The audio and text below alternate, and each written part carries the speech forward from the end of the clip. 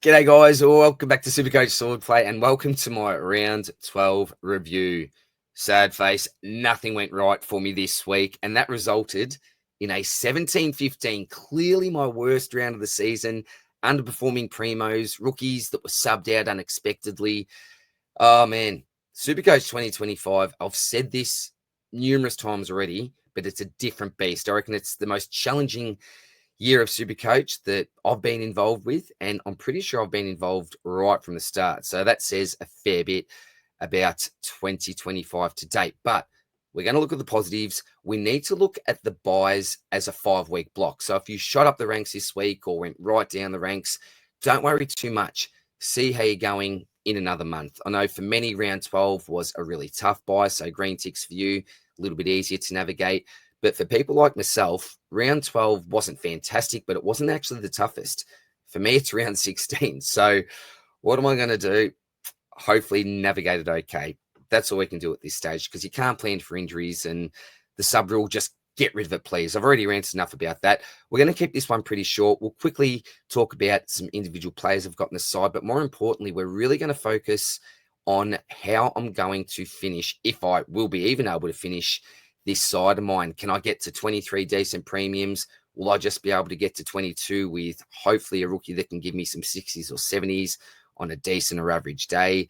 It's going to be an interesting conversation. I've got the Word document ready with a table and some future targets. So I haven't really done that before. I will do it in this video, and then we'll end with obviously what my trade's going to be for this week and then some captaincy options. So again, going to keep it really short, really simple. Let's get into it, see how the team's looking, and work out how on earth we're going to navigate the rest of the year.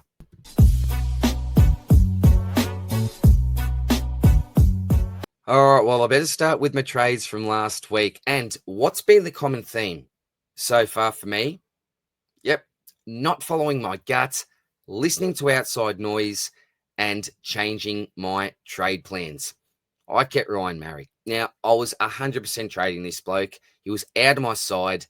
I thought he's done his job and I can't risk that massive break even. What if there's that small chance that he does line up on a wing? We need to get rid of him. However, I was speaking to a good mate of mine who showed me this big Twitter post and absolutely sold him to me on the weekend. And when I say sold him to me, sold to keep him. And I thought, look, maybe I'm wrong about this. Okay, I'm going to hold. Actually, that probably makes a little bit more sense. But no. Now, one thing I want to make clear is we live and die by our own decisions here. Did I have to listen to him? No, I didn't. Did I? Yes. So there's no blame laid here. The blame is all with me. I'm an experienced coach and I should have known better. But look, there was a chance that he did go back to that defensive friendly role with the kick-ins, but it just wasn't the case. So anyway, we need to get over that. That didn't happen. What I ended up doing was bringing Jordan Dawson into the side because I just couldn't get over that nice run that he's got in Supercoach finals. The break-even was relatively low. I thought the Swans would be a decent enough matchup for him. So why not just get him now? Pretty happy with that. So what did he get? A 112. That's all good. And there was a rookie I brought in, wasn't there? Who's in? It was Campbell Gray. So he's in my defensive line at the moment. And a 70 on field was absolutely brilliant for me, particularly this week with all of the carnage. What's going to happen with him moving forward? We're not too sure when Bolter comes back into the side. But one thing I am pretty confident on is that he keeps his spot in the side. Now, there's two ways of looking at this. Do they send him back to the VFL just to really continue with that defensive craft? Or do they trust him enough, given the fact that he has booted some nice bags in the VFL up forward, to give him that forward spot and just say, no, you've earned your spot on the side. Even though it might not be back, we're going to send you up forward. You know what you're doing there anyway. Have a go, son. Try to impact the scoreboard. So I don't want to see that. I'd much rather him in the defensive line, but realistically, I'm really not too sure there. If he's a warm body, I'll just take that for now. So pretty happy with that. But yeah, ended up keeping on to MARIC instead of bringing Petrarca. So it would have been MARIC to Petrarca. Now, the difference in score wasn't massive. It's just that price drop. So unfortunate there, but it is what it is. That, they were the trade plans. So if you look at the team Sinclair on the bye this week, but he had a fantastic first half, really dropped off in the second half, but we're not going to complain with a 113. Enjoy your rest, mate. Whitfield, this was great to see a 116. Really concerned he was going to spend all of his time up forward through the midfield, but he did spend a little bit of time up forward, but I think the majority was down back in that friendly role. So this is all good all of a sudden. Dale didn't play. Great to have him back. I'll quickly go Dane Zorko into the midfield, Chocky, and then Josh Dunkley, and then Levi. My Brisbane boys, what a turnaround. What a yin-yang this was. Just could not believe this. 66 from Zorks, just not good enough. Chocky with an 89, well, whatever. He didn't even get tagged, so you're expecting a massive score here. Look at his history against Essendon. I've said it many times watching live with Spills, and he got a 200-odd, and we both had him as a captain. Spills was cheering him on as an Essendon man. People thought that was a little bit funny at the footy, but what happened here? Dunk 72. Last quarter, obviously locked down on Cordwell, which was a really good job that he did. Selfish player, unselfish player, but a selfless type player. But you don't want that for Supercoach. And Levi got subbed. I think it's because he's a young bloke. We had a really short turnaround. So now that we've got that 8-day break, I think it is, he should be fine. And I don't think he's going to be subbed. The issue is we do have a lot of depth, but we've had depth from the start of the season. He still hasn't been subbed. So I see him getting full games. I'm hoping anyway. So they're Brisbane boys. Roberts, 91. Look, we're holding him for now and probably for the remainder of the season. If he gives me 90s, I suppose we just have to live with that type of stuff. Gray, as I mentioned. Carroll, I hope he comes back in. O'Connell was dropped, so yeah, will he come back in? Not too sure. Brayshaw, great with the 123 missing this week. Dawson, as I mentioned, with the 112. I really like owning Jordan Dawson. I actually love watching him play, so happy owner there. These two blokes, just disappointing. Dacos with the 116. It's okay-ish, but I brought him in after that 170-odd. Super frustrating because I haven't got that ceiling score from him yet. You're getting a bargain here with Nick Dacos. MARIC, don't even want to talk about. He's gone. Lindsay with a 59. Lots of people are starting to trade him out. That's okay because I know that we're looking to upgrade and he's got some cash on his head.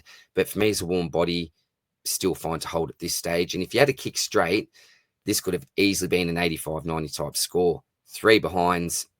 If he gets to 1, he gets to at least 70. So I've projected him with 70s when I've been looking at future prices. So that hurts slightly, but, not too much. Box with a 40. It's better than getting zeros. At least he's making a little bit of coin, so we take that. She's a real concern, but I'm not in a position to trade. If I held him through the first spot, I'm going to hold him, obviously. Cherup is a star. Can't wait for him to get back. Surely Hall's got to come in. I don't know. Surely he does. That's all I'll say. Sherry, really, really happy that he's back in this week. And the fact that he is up against Flynn this week, just lock him in as VCR captain. Please don't even think about it. Gorn really disappointing with the 110. Again, I've got that 150, then a 119 and a 110. I knew that getting Max Gorn in for a higher price was not the right move. It was all about the cash league game. So I've completely forgotten about that as well. Did I even get up? I'm not. Did I? Yeah. I need to give a massive shout out. I'll do a separate video about that. I haven't even thought about that. So it shows how much I've had going on. But yeah, that's all good. You want him in your side, and I've already got him there. So no massive work needed in the ruck line. Boyd, obviously nothing there. This is what the Chad does. So if you don't have him, wait until after the bye, get a bargain. Rankin. Now, a concerning thing is, in the last few weeks, his forward split has severely increased. So I think it's around 70-30 forward midfield. So that's flipped on its head a little bit. So that is concerning with the pick now. I had him right up there. Still definitely top 6, but someone like Petrarca is probably rated ahead of Rankin now, which is really unfortunate. Hope he can get back to that role. Bolton was great for 100. He was absolutely phenomenal, actually. I thought he was slightly underscored, hit the scoreboard. Yeah, really top game from him. And I'm going to hold him now. Originally, that was going to be a bit of a quick flip, but I think I just need to hold him. Denver didn't play as a hold. Ashcroft, I'm holding him again this week. Cleary, I think, got a trade with a 6 as a sub. Simpson didn't play. And Daywicks played, but got a 27. So, again, this was a necessity trade-in for that cash league game. All right, so what I might actually do now is show you this Word document that I've got now. All right, here we are. So Obviously, the players in green are going to be keepers for the remainder of the season, or that's what I'm hoping anyway. Yellow are rookies that are currently on the bench, and then the white are the non-keepers I've got on field. So we can see in my defence, Sinclair, Whitfield, Zorko, Dale. I think that's a really strong top four. You'd love to have Ash, Naz. Who else am I missing? Maybe a Clark or a Holmes potentially there. Then you got your Sheasley and your Roberts. Dacos, Brayshaw, Neal, Dunkley, Dawson, Chera, Gawn, Sherry, Baz, Rankin, Warner, Bolton, and Daniel. I'm holding. I think I need to hold for the remainder of the year. Then we've got our rookies who don't have a lot of cash to their name. And then the four blokes that I do need to move on have a little bit of cash here. So you've got Ashcroft at 387, Lindsay at 319, MARIC at 441, much higher last week. And then you got Campbell Gray at 173. So we won't say continue to make money, but hopefully we'll hover around the price until he's ready to go. Lindsay should make a little bit more money, so gets a maybe the 340 mark after that buy if you're holding for that long. MARIC is going to leak money like a sieve, so he's must trade out. Gray, we're holding, so he's going to make some nice cash. Cleary's is a bad one here, so he's got a high break even in the 90s, so he'll have to go. Simpson is dead, but has no cash to his name. Boyd is dead, no cash to his name. Then you've got the Day Wicks, who are almost as good as dead. Boxall will be sub in and out of the side. Hall just can't get a game. O'Connell has just been dropped. And then you've got Carroll, who has a break even that's relative, I think, from memory to his 3-round average. So it's tough. It's tough times here. So what do we actually do? Now, I've got enough money this week to just go one trade MARIC to a premium. So that's one trade gone, and then we'll be down to 13 with 3 left to fill, and won't be a heap of cash in the bank depending on what I do there. The 2 midfield slots. Now, ideally, you want Butters and you want Bont. Now, I've got Bont with a question mark. Butters, I think he's pretty much going to be locked in because he's going to be coming down to hopefully the 540k mark. All depends on how much of a job Bedford does, or if Bedford even goes to him this week, and what the break-even price is looking like. Round 14 is probably when you're looking to target him. Bont, can we pay up? This is why we need to do a few of the maths and have our planning like we have here. Now, the other bloke I really want is Horn Francis in the forward slot. I'd love to have him there, but it can be just in the flex for now. The issue is he's not ready, but MARIC is ready to go. Lucky you've got some DPP here, so I can potentially bring in a midfielder. The other bloke that I really like is Nas. So he's come down to 507k. He was originally the bloke I was looking to bring in last week. I thought, look, he's got the buy though. He could lose a bit more coin. It would probably just make sense to invest in him after round 13 going into 14. So if I do that, I'll have your Sheasel as my flex for the rest of the year. That's going to be the plan there. Do I actually go with it? I'm not too sure, but I really like Nas just for his consistency. We saw what he did in the weekend. Spent a lot of time off the ground with that HIA assessment. Was not looking good, and then pretty much dominated that second half. All the ball seemed to go through him. He's such a good player. He's just elite as well with his decision-making. A couple of times took 2-3 bounces and then just bullet. He sees the kicks that other people don't. So, yeah, he's just an elite talent there. So, ideally, what I'd really like to do is get Butters, Bont, Horn Francis, and Naz to finish the 4 positions here. So it'd be Horn Francis, the 2 midfielders. It'd be Nas in flex, or it'd be more of a Sinclair in flex because he's got that DPP, and you can actually move him around and get some different players going in there. Now, rookie radar. We've got obviously Clark this week, and Luke Pedler is the interesting one. He's at 150k with a negative break even of 50 odd. Just not sure about his drop security, and looking at his stats, he hasn't really dominated the stat sheet for that score. So I'm guessing there's some 1%ers thrown in there, which may actually bode well for his job security. But at 150k, I'm really not too sure. Then would I be looking at DPP loops? Potentially, we've got Charleston, Newen, Mentha, and then you've got Tom McCarthy from West Coast. If he plays this week, he should be on the bubble come round 16 because I've got that buy in between. So he's definitely someone we could look at. But do we go this week? Oh, probably a little bit too early, isn't it? So 216k this week. The issue is who do I go to?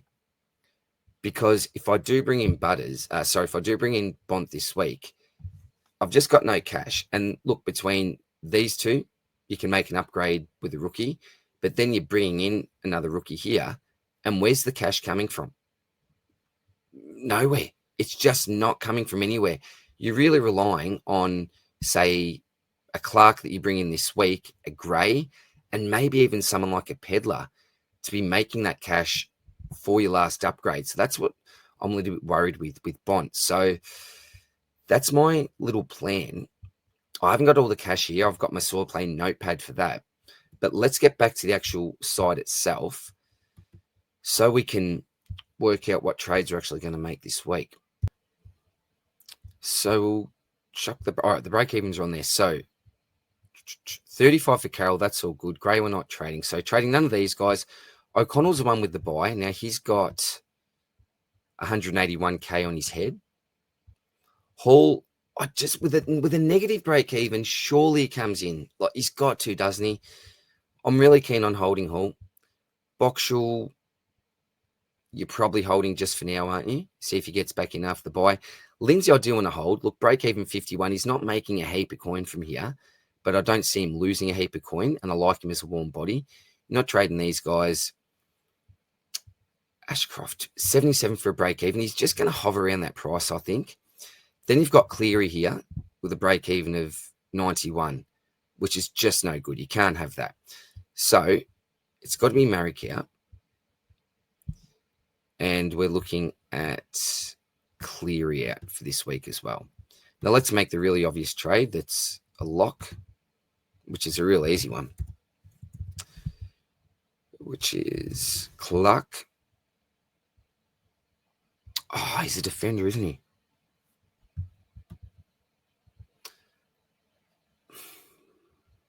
All right, so this is going to have to be some DPP.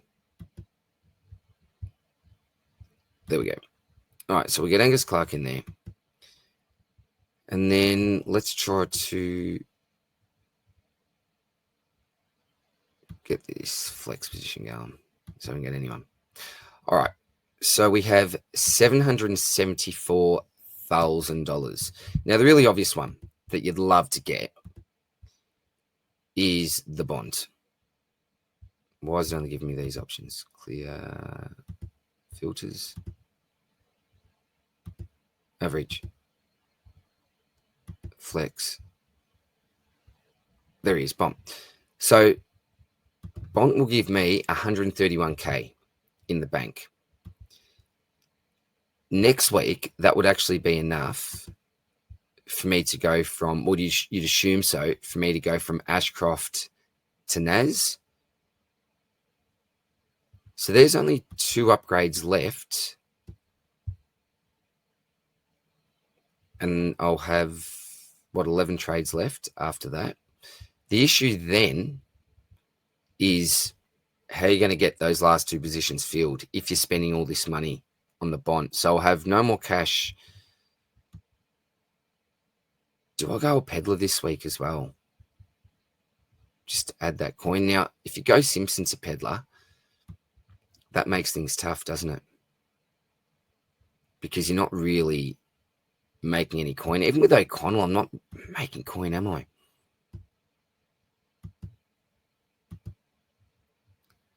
Don't even know if it's worth the trade, is it?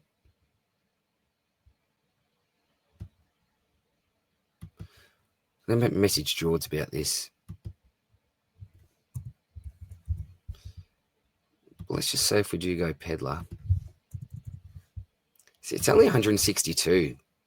It's just, it can help me next week. I may have to just skip Naz. This is a frustrating thing. If Butters actually goes really well against the Giants, I'm going to have to prioritize him over Nas, which is going to frustrate me because I really, really like Nas.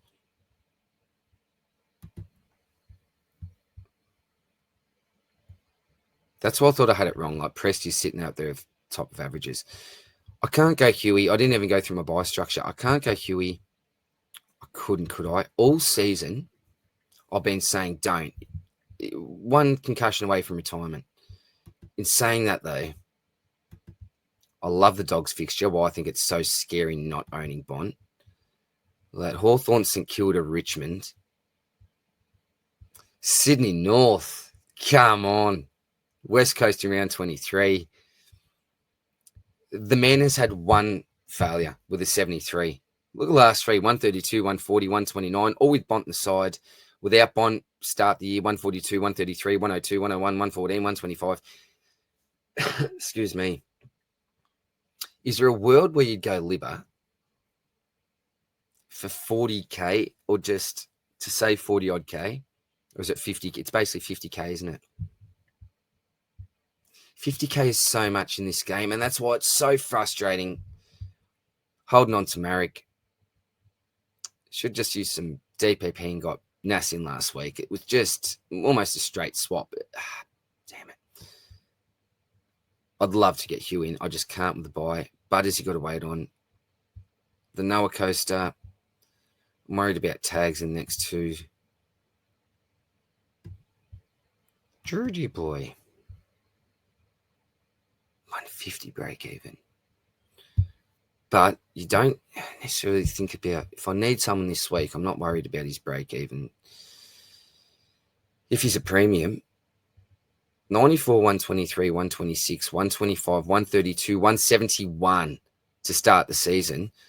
A pair of 103 is 100, 119, and then that 64. What happened with that 64?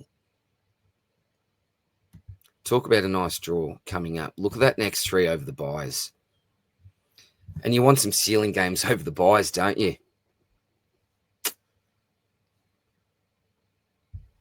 He's a pod selection who's similar to Libba, has let you down literally once.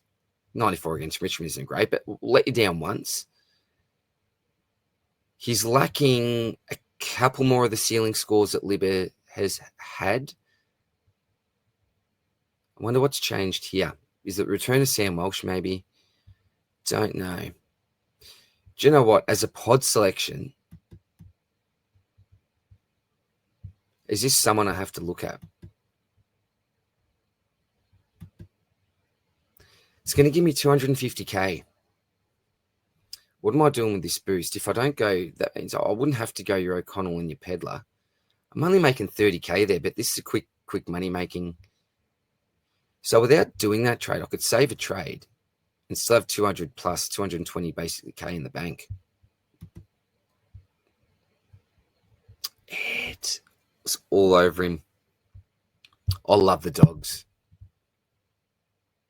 114 break even. And even in that supposed tag game, a 140 took the piss. So he's really had that, a couple of 90s, but that 176 similar to a Libba. Then you get the two ceiling games. Is there a lack of ceiling? Maybe a lack of ceiling with Ed compared to the other two. 156, 140. Zachy Merritt.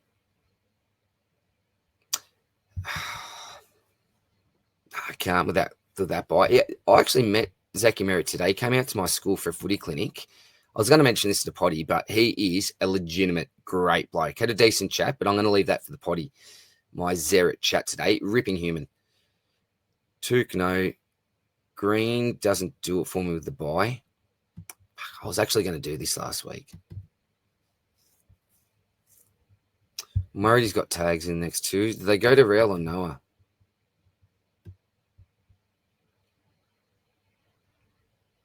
You don't love this fixture though, do you? Like it's not, I wouldn't call it great, but 519K. Sarong's out this week. Rosie, I could get Rosie in that flex spot, but I'd rather Nas, and I'm saving 25K. Holmes I can't get. Ashcroft. You can track. No, but I think I can get Horn Francis. So I just maybe get track or someone this week. Skip Nas and just focus on Butters. And if Butters isn't any good, I can get Nas anyway. Then I'll be skipping a midfielder. Jack Steele, I can't. Kennedy, no. I think if it's a forward, it's going to be Horn Francis. I wish I could. So this has taken way longer than expected. I was going to keep this short. But thinking on the run. Break even at 21. Could I? Gee, that's a nice history there. Last two. Don't really take into account way back here.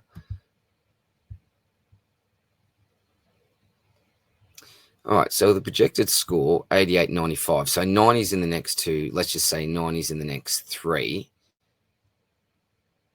473. Is that all? 33K. I was just thinking to myself, could it be, and I don't know if I have the trade to do it, but could he be, because I've really got those four blokes I'm going to focus on. It doesn't seem like, well, if I take Bont out, realistically, I want Bont, but realistically, I don't know if I'll be able to do that. So if I don't go him this week, the other three, it's not the right time. Do I use him as a stopgap? Cordwell, this is. And try to make a bit of cash and just get some decent scores and then flip him before 16. Because I can't with my buys at the moment. 16 is terrible for me. I just don't know if there's enough meat on the bone. But that is scoring 90s. You know, you think if Dunkley didn't go to him last week, he would have hit the ceiling. But then again, how many times are you going to get 15, 16 touches in a quarter? Probably not too often, if not again in his career. It could be a play, though. Let's just see what would happen if I did do this. And get Caldwell in.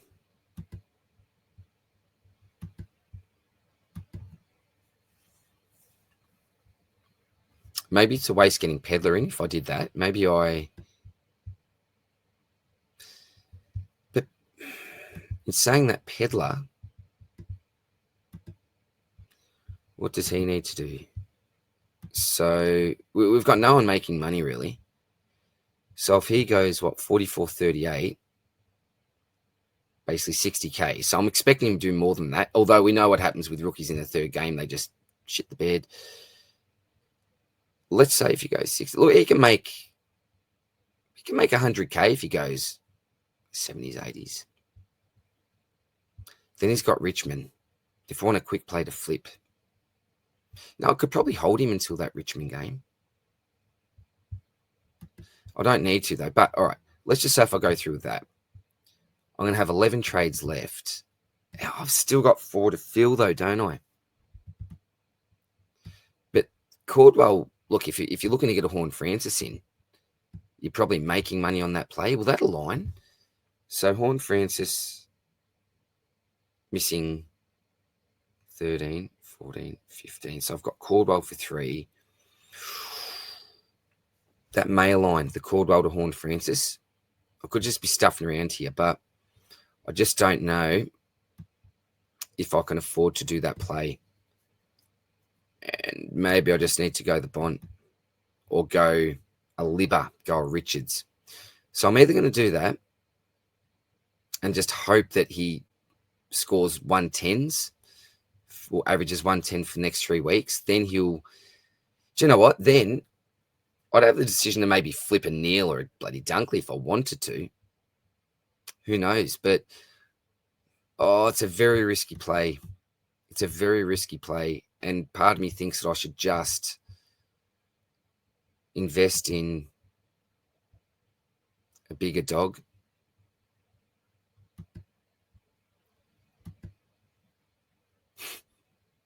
It's not responsible.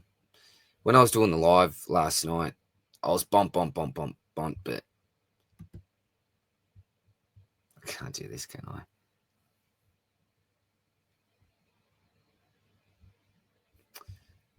All right, let's see.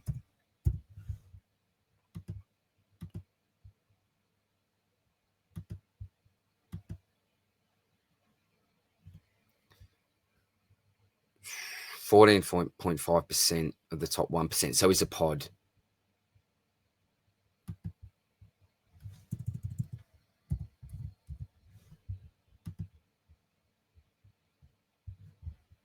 Oh, man. Over 40%. 32.6% of the top 1% have bought in the bond this week. That's nuts. How many have bought in Cordwell then?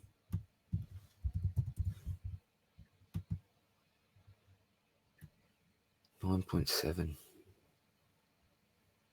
Such a bad anti-pod, the bond.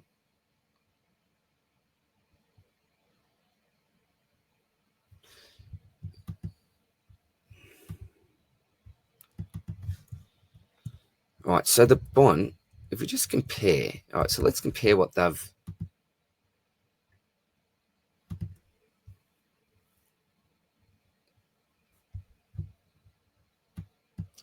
All right, so 107, 140, 99, 141. So you've got these three massive scores here.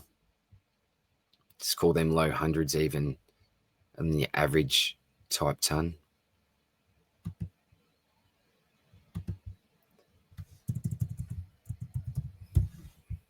How far off are these blokes going to be?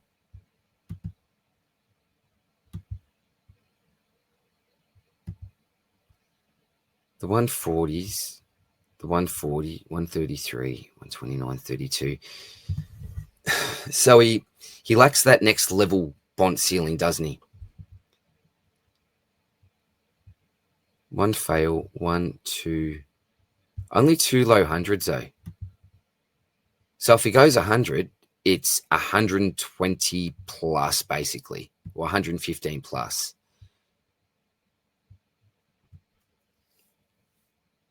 I'm trying to work out long term if it's worth saving 50K and going Libba instead of bond. It could be the difference between me getting that 23rd premium, but it feels wrong.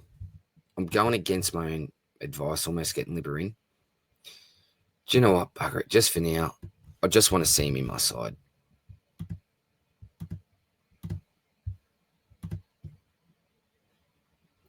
Just for now, we're going to go with that. And I'm going to grab the great Bont in, just for now. Better get this team right for the week as well. I haven't even done that. Sorry, this video's been all over the shop. All right, so Sinclair. All right, they're both available. It should be a pretty easy buy for me. Right, Brayshaw comes on for Shees. The box. Chera. Hopefully he plays. Then we can use some DPP because I'd rather probably take Hall score. The two rucks are playing. Daywicks for there. Yeah, so that's how we'll set up, I think. Gray is before Carroll. Yep, so I think that's what we're going to do. Captains are very, very easy. We're just... Do I... Because I'd like to actually VC him so I don't have to take even a 130 type. Do you know what? Why don't we, without thinking about this too much, go for the ultimate roller coaster, Chad Warner? He'll give you bugger all, or he'll give you a massive, massive score. But I don't really want to have to decide. So, oh well. Sherry's the man, though. I can't see myself not taking him. I just don't really have anyone. Gorn I've got, but Cameron should be a good matchup. Yeah, do you know what? I'm just going to do that, I think. So that is it for the week. That is it for the week, I think. What I'll do during the week is I'll go through a final trades video. I'll get that Word document back up, and then we're going to start to do some maths. So we're going to work out some future projections about what players are going to be priced at, such as Butters, for example. We're hoping at about 540. We know what some players coming off the buy, like your Wanganeen Miller is, your Sinclair if you don't have him, your Brayshaws, your Sarongs, your Clarks. We know what price these blokes are going to be because those obviously won't change during the buy. So you can make some plans there. It's always a really good idea to try to pick players off their buy. That's why I'm so loath to invest in players that are yet to have their buy, particularly premiums. Rookies are a bit of a different situation. So I want your feedback, guys. Let me know. Do I go the big bond? Do I go Libba? Do I go your Cordwell as that bit of a cash play for 3 weeks, try to get some nice scores, maybe flip him or then flip a different round 16 buy player? The issue is I'm going to have to trade him or another round 16 player because I won't have the rookie coverage to, protect me for that round. Or do I go for someone different, like your Georgia boy Hewitt, with a nice little run, a pod, not many people own him, and we've seen what he's done earlier on in the year, and he's been, pretty consistent for the year to date. So let me know what you would do, guys. But that is it for now. I've got to start coaching some basketball. The boys will have, do you know what? What's the time? They're probably recording live as we speak. So make sure that you check out Rage Trade Mondays. Scopes and Josh are going to go through the 10 most traded out players and most traded in players for this week and give their advice, their opinions, and also go through some of their Rage trades. So you can't miss that one. We've then got the potty coming up, stock market, plenty of other stuff, guys. I've already gone on for too long, so I love you, Navy there. All the best for this week. Hope your buy round goes well, and I'll see you in the next one. Cheers, guys. Bye.